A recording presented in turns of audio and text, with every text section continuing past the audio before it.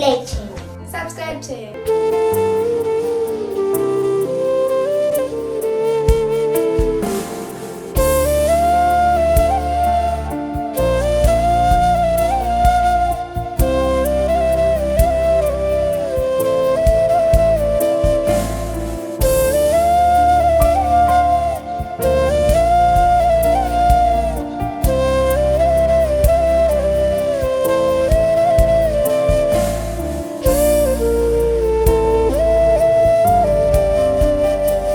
కృష్ణునందు ప్రియమైన వారలారా, మీ అందరికీ శుభోదయం.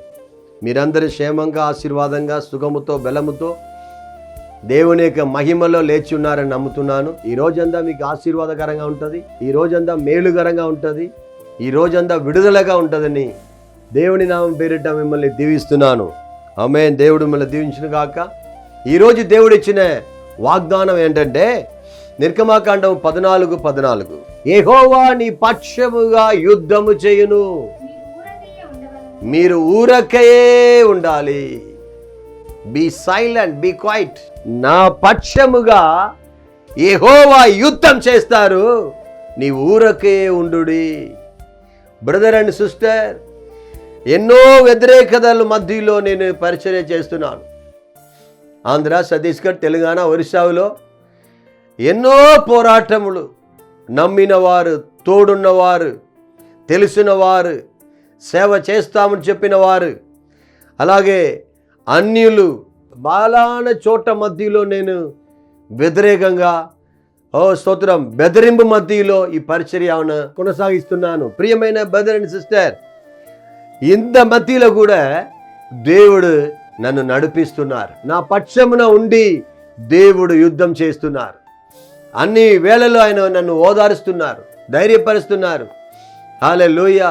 నేను ఓడిపోనయ్యా, నా పైన శత్రువు గెలవకుండా, నేను ఓడిపోకుండా ఈ పరిచర్యలో ఇప్పటి వరకు దేవుడు నా పక్షమున ఉండి యుద్ధం చేస్తున్నారు. మీ పక్షంగా ఉండి కూడా దేవుడు యుద్ధం చేస్తారు. ఇరుగువారు పొరుగువారి మధ్యలో, అన్యుల మధ్యలో, బంధువుల మధ్యలో, మీరు చేస్తున్న జాబ్లో మీకు వ్యతిరేకతలు లేస్తుందా?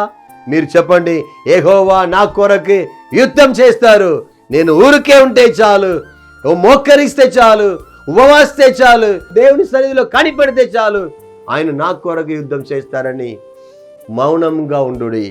బైబిల్ ఇంకొక మాట కూడా చెప్పబడుతుంది. ద్వితీయోపదేశ కాండము 20:4 వనకకుడి, వారి ముఖము చూచి బెదరకుడి, మీ కొరకు మీ శత్రువులతో యుద్ధం చేసి రక్షించేవాడు దేవుడైన యెహోవా. బెదరవద్దు, వణుకొద్దు, నీ పక్షమున ఉండి దేవుడు యుద్ధం చేయబోతున్నారు. హల్లెలూయా. యుద్ధం యెహోవాదే. ప్రియ అన్నయ్య గారు, అనిల్ కుమార్ అన్నయ్య గారు ఇలా పాడారు, యుద్ధము యెహోవాదే, రక్షణ యెహోవాదే. యుద్ధం యెహోవాది. మన ఊరికే ఉంటే చాలు, మోకరిస్తే చాలు, మన మోకాలు బయట దేవుడు మన కొరకు యుద్ధం చేసినట్లుంటుంది. లోపల మనం మోకరిస్తే బయట దేవుడు యుద్ధం చేసినట్లు ఉంటుంది. హల్లెలూయా. మీ కొరకు దేవుడు యుద్ధం చేస్తారు. 1 సమూయేలు 17:47 ఏం చెప్పబడుతుంది చూడండి. ఈట చేతను కత్తి చేతను రచించేవాడు కాదు గాని ఈ దండు వారందరూ తెలుసుకొందురు. హల్లెలూయా. యుద్ధము యెహోవాదే. యుద్ధం దేవుడు గోలియాతు ఇశ్రాయేలు జనమును 40 రోజులుగా నిందించాడు. ఆయనను దావీదు వచ్చాడు. దావీదు అంటున్నారు గోలియాతును చూసి, ఈ సున్నతి లేని ఫిలిష్తీయుడు ఏ పార్టీ వాడు? హల్లెలూయా. ఎందుకంటే ఆయనకు తెలుసు యుద్ధం యెహోవాదని. మీ కొరకు కూడా దేవుడు యుద్ధం చేస్తారు. మీ కొరకు కూడా దేవుడు మీ పక్షంగా నిలబడి యుద్ధం చేస్తారు. మీ కన్నీరు ఈరోజు తొడవపోతున్నారు, మీ వేదనలు తొడవపోతున్నారు. మీ ఇంటి సరిహద్దుల్లో పోరాటం ఉండొచ్చు, చుట్టూ మీ పొలాల్లో, స్థలాల్లో స్తోత్ర సరిహద్దులు పోరాటం ఉండొచ్చు. మీరు చెప్పండి, యెహోవా నా కొరకు యుద్ధం చేస్తారు. ఈ రోజు నుంచి మీ కొరకు దేవుడు యుద్ధం చేయబోతున్నారు. యుద్ధం యెహోవాదే. ఆమేన్. మీరు కన్నీరు విడిచి ప్రార్థన చేసినచో దేవుడు మీ పక్షంగా ఉండి యుద్ధం చేయడానికి సిద్ధంగా ఉన్నారు. ఓ స్తోత్రం, మోకరించండి, దేవుని సన్నిధిని వెదకండి, దేవుడా నా కొరకు యుద్ధం చేయమని చెప్పండి.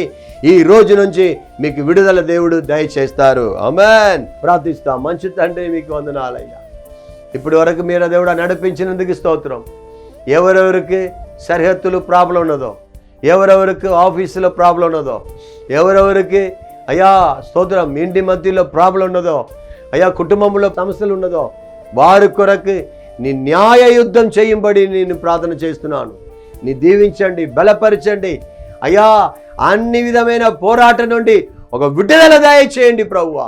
సాతాన్ హల్లెలూయా ఎవరిని ముంగుతామో అని ఓ స్తోత్రం గర్జించిన సింహం వలె తిరిగినప్పుడు దేవుడా మీ బిడ్డలకు తోడుండి బలపరచి యుద్ధం చేసి వారిని స్థిరపరచండి, కృప లోపల భద్రపరచండి ప్రభువా.